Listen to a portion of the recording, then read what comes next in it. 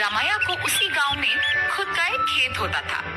उस खेत में वो फसल उगाता था और उससे आए हुए पैसों से अपना घर चलाता था।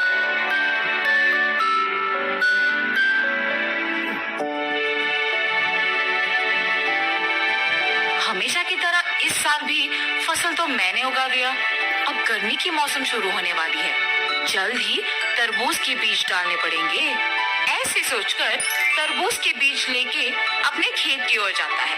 अरे रे, मैं तो भूल ही गया कि इस साल गांव में पानी नहीं है। मुझे अपने खेती के लिए पानी कहीं से भी लाना होगा, वरना इस साल मैं अपना घर नहीं चला पाऊंगा।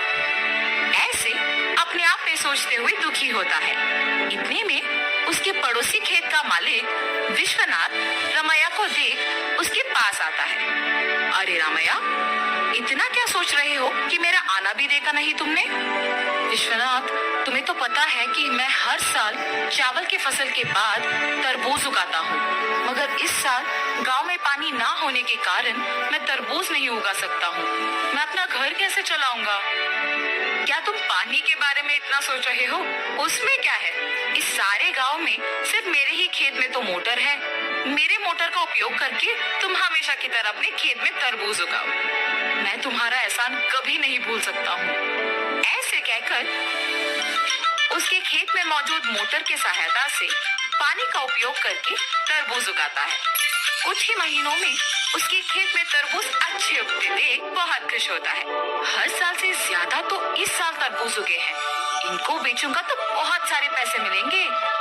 ऐसे सोचकर सारे तरबूजों को बेचने दुकान जाता है। वहाँ दुकानदार तरबूजों को लेके पैसे देता है। ये सब उसी दुकान के पास मौजूद विश्वनाथ देखता है। रामैया को तरबूज की फसल उगा के बहुत सारे पैसे मिले हैं। मेरे पानी देने की वजह से ही ये उसके लिए मुमकिन हुआ है, इसीलिए आए हुए पैसों में आधा हिस्सा मुझे मिलना चाहिए। इसके बारे में मुझे रामैया से पूछना होगा। रामैया, मेरे पानी देने की वजह से ही तो तुम इतने तरबूजों को उगा सके हो। हाँ, आपने सच ही कहा है। उस दिन आपने अगर पानी नहीं दिया होता तो आज मेरे हाथों में पैसे नहीं होते। अगर मैं तुम्हें पानी नहीं देता तो तुम्हारे पास आज पैसे नहीं होते ना। मतलब तुम्हारे हाथ में जो पैसे हैं उसमें आधा हिस्सा मुझे मिलना चाहिए ना। ठीक है जी, आपको सिर्फ इन पैसों में आधा हिस्सा चाहिए ना, लीजिए। आप ही की वजह से तो ये मेरे पास आए हैं।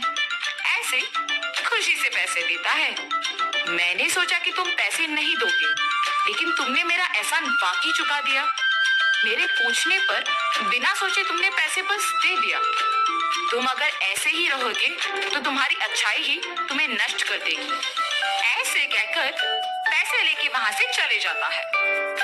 अब मेरे पास कुछ ही पैसे बचे हैं, इनके साथ मुझे कोई व्यापार शुरू करना होगा, मगर कौन सा? ऐसे सोचते रहता है। इतने में ही बगल में उसे एक आदमी कटे हुए तरबूज एक बंडी पे बेचते हुए नजर आता है। प्यास लग रहा है, एक तरबूज का टुकड़ा खाऊंगा। उस तरबूज वाले के पास जाता है और पूछता है, बाबू, एक तरबूज का टुकड़ा मिलेगा?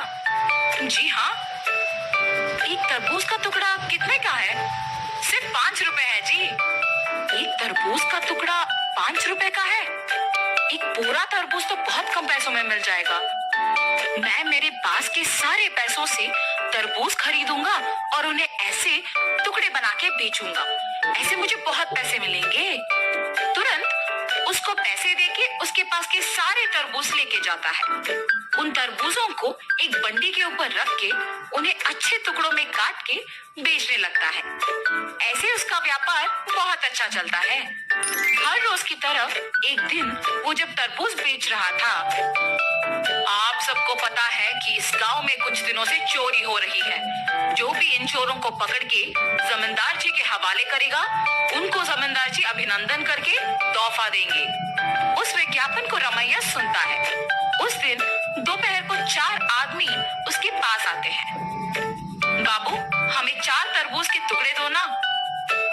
बाबू, आपको इस गांव में मैं कभी नहीं देखा। गांव में नए आए हो क्या? हाँ जी। किसके घर में रह रहे हो बाबू? पास में जान पहचान के लोग हैं तो उन्हीं के घर में है। इतने में रमैया को सुबह का विज्ञापन याद आता है। वो लोग भी हिचकिचाते हुए उसको पैसे देके जल्दबाजी में वहां से निकल जाते हैं। मुझे इन लोगों को देख के लग रहा है कि यही वो चोर हो सकते हैं। इनका पीछा करूंगा तो सच पता चल जाएगा, मेरा शक भी चला जाएगा। ये फैसला करके उनका पीछा करता है। उन लोगों को एक घर में घुसते हुए देखता है। खिड़की में से उन लोगों को देखते रहता है। हम लोगों पे शक आए इससे पहले हमें जमींदार के घर में चोरी करके इस गांव से बाहर निकलना होगा। मेरे सोच के अनुसार ये लोग तो चोर ही निकले हैं। तुरंत मुझे ये जमींदार को बताना होगा, वरना आज जो चोरी होगा उसका कारण तो मैं ही बन जाऊंगा। तुरंत वो वहां से जमींदार के पास जाता है। जमींदार साहब, जमींदार साहब। अरे क्या हुआ रामैया, यहाँ आए हो?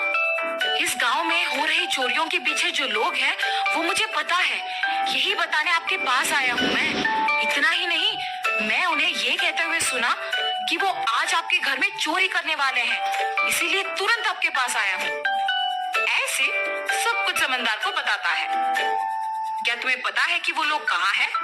जी साहब, पता है। सेवकों, तुम लोग अब रामैया के साथ जाके उन चोरों को पकड़ के मेरे पास लाओ। जी प्रभु। जमींदार की आज्ञा के अनुसार सेवक उन चोरों के घर जाके उनको पकड़ के जमींदार के पास लेके आते हैं। उन चोरों को पकड़ने के लिए गांव वालों के सामने रमैया का